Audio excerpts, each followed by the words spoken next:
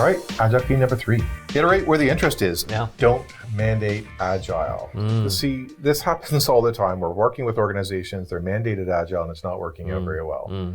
What we're suggesting is that kind of instills a lot of resistance in an organization. Like, put up your hand if you've been through a large transformation of any kind, right?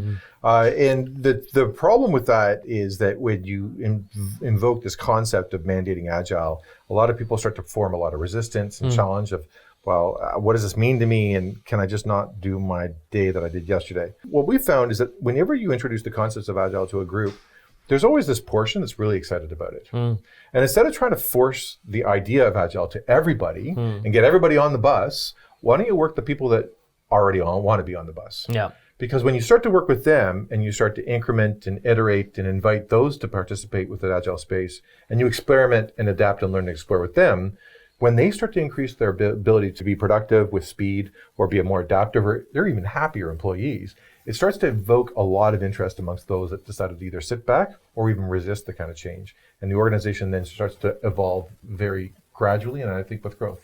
And it's interesting you mentioned the idea of mandating Agile. Actually, the reality of it is that we're mandating language and jargon. Because true Agile is not about any given process or any given methodology that you have to apply. It's actually, as we've talked about before, it's about the mindset and about being. So what people are excited about is a potential alternative reality for them, a new paradigm or a new journey that they're going on.